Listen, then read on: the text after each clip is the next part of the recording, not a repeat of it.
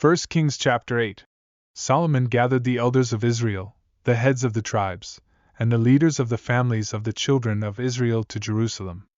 Their purpose was to bring the Ark of the Covenant of the Lord from the city of David, which is Zion. During the feast in the month of Ethanim, which is the 7th month, all the men of Israel gathered before King Solomon. The elders of Israel and the priests carried the Ark of the Lord, along with the tabernacle and all the sacred vessels that were in it. The priests and Levites were responsible for transporting these items. King Solomon and the entire congregation of Israel assembled before the ark, and they offered numerous sacrifices of sheep and oxen, so many that they could not be counted. The priests brought the Ark of the Covenant of the Lord into its designated place within the oracle of the temple, beneath the wings of the cherubim. The cherubim stretched out their wings over the ark, and they covered both the ark and its carrying poles from above.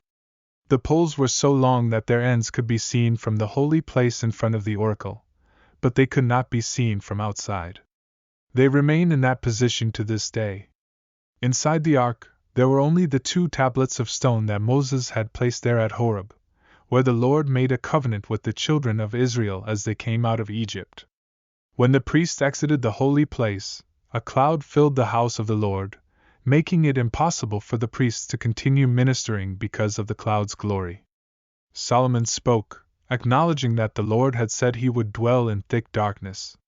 He recognized that he had built a house for the Lord to dwell in, an everlasting dwelling place.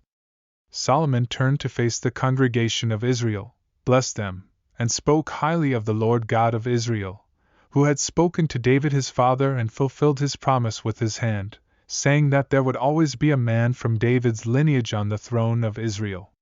Solomon recounted that David desired to build a house for the Lord's name, and though God didn't permit it, he promised that a descendant of David would build the house. God had fulfilled his word, as Solomon now sat on the throne of Israel and had built a house for the name of the Lord God of Israel. Solomon declared that he had set a place for the ark, which contains the covenant the Lord made with their fathers when he brought them out of Egypt.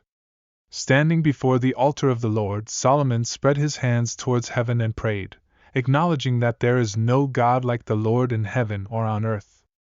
He praised the Lord for keeping his covenant and mercy with those who serve him with all their hearts. Solomon prayed for the Lord to keep the promises he made to David and to bless and listen to the prayers of the people when they prayed toward the temple. He prayed for forgiveness for various situations, including when people sin against their neighbors, when they go out to battle and face defeat, when there's a lack of rain, when famine strikes, and when they are afflicted by various plagues.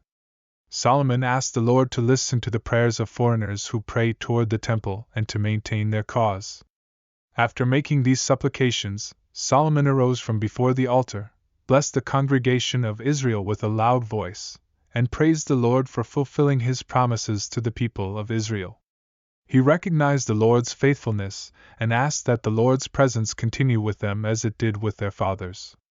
Solomon exhorted the people to have a perfect heart towards the Lord, walking in his ways, keeping his commandments, and following his statutes. On that day, Solomon and all Israel offered sacrifices before the Lord. Solomon offered peace offerings, including 22,000 oxen and 120,000 sheep. Thus, the king and all the children of Israel dedicated the house of the Lord. On the same day, Solomon consecrated the middle of the court before the house of the Lord. He offered burnt offerings, grain offerings, and the fat of the peace offerings, as the bronze altar that was before the Lord was too small to hold all the offerings. Solomon held a great feast that lasted 7 days, followed by another 7 days, making a total of 14 days. On the 8th day, he sent the people away, and they departed joyfully and gratefully, praising the Lord for his goodness to David and Israel.